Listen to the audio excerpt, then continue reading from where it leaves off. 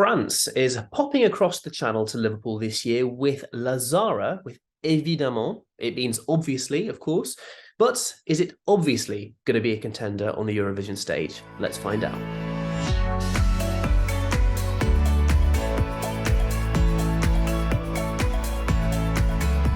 So France is doing something a little bit different this year. They're sending a Canadian singer for only the second time ever. Her name is La Zarra. She's sending Évidemment. Hopefully, they're going to try and reverse last year's less than great results and try and return to the peak of Voila, which finished second a couple of years ago, of course. Will she do it? It's a funky song. What do we think of it? Emily, give us your thoughts. I love this. I love this song. It's so strange because the first kind of opening 30 seconds are completely different to the rest of the song. When I heard the first 30 seconds, I was like, oh, is this trying to be Voila again? It's clearly not trying to be Voila. It's really unique and it just feels really chic and really kind of French. You know, we always kind of appreciate it at Eurovision when countries kind of show their national identity and, you know, their kind of national pride. And this song is, you know, if I had to pick a song that sums up France, I feel like I would pick this song. It's just, I really enjoy it. I kind of feel good when I listen to it. It's quite often if I'm walking to work in the morning, I'm like, oh, listen to a bit of France's Eurovision entry this year, and it improves my mood. So yeah, I'm a big fan of this one, and hopefully France can do a heck of a lot better than they did last year with it. Yeah, I mean, I'd echo all of that. When I first listened to it, and you're not going to believe this, I was on holiday in France. I was in Paris, and I was walking around the Arc de Triomphe looking for a raclette restaurant, which is like one of the most typical French dishes. And that's what I was doing when I first heard it. I mean, as if there's anything more French you can do. And I listened to it, and about a day before, I'd read a review of somebody who just had heard it before, and they said it's like Voila and Rise Like a Phoenix, but with a beat. And I was like, well, what? So I listened to the first minute and thought, oh, I was actually quite disappointed with it because it felt like it was playing into all the cliches, but not in as interesting a way as Voila did it. And I was not, whereas it with Voila, the first second you're captivated. With this, I was like, ugh. And then the beat comes in and it becomes a disco bop. And I didn't see it coming at all. Like at all. It completely took me by surprise. And I really like it. Somehow it shouldn't work, but somehow it does work.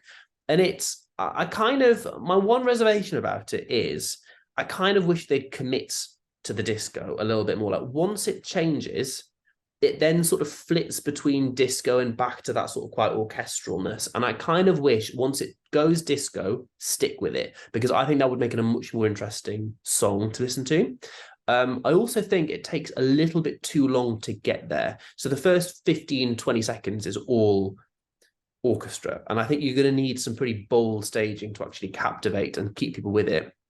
It's only about a minute that it becomes more interesting. Before then, it's just, oh, it's France sending a French-sounding song. And I think it almost takes so long to get there that I think some people might switch off and it might just be like, oh, okay, boom. And then they sort of glaze over and then it's lost them.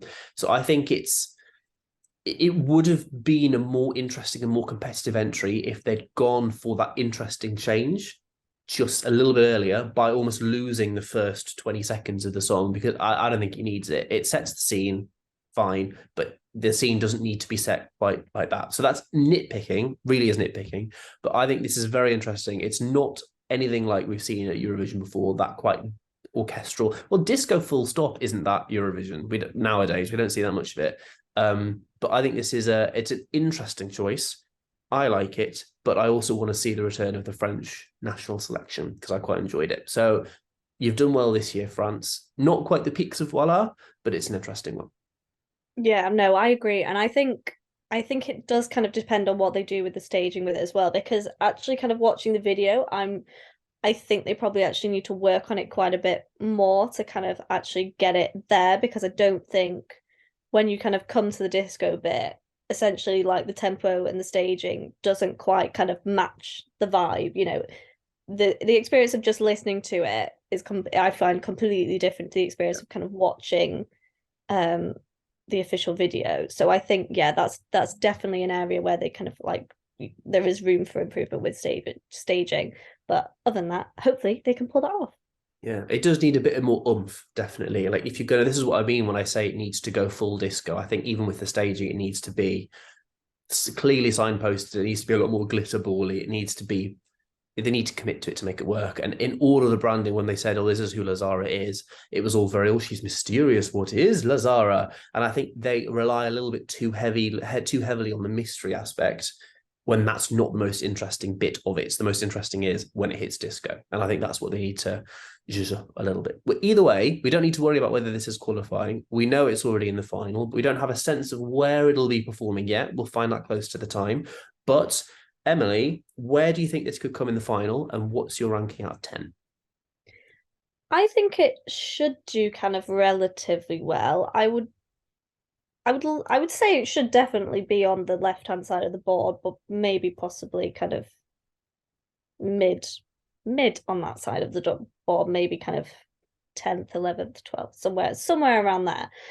For me personally, I'm somewhere between a 7.5 and an 8. I think basically as long as they lift the stick, which I know is cheating in our rankings already on only merely the second video is the time, not making a full decision. But I think it just depends on what they kind of do with the staging. And basically my ranking changes depending on whether I'm listening to it or watching the kind of visual performance. So I think when we start to see kind of rehearsal videos trickle out, then maybe it'll get bumped up. But for me, yeah, kind of 7.5/8 out of 10.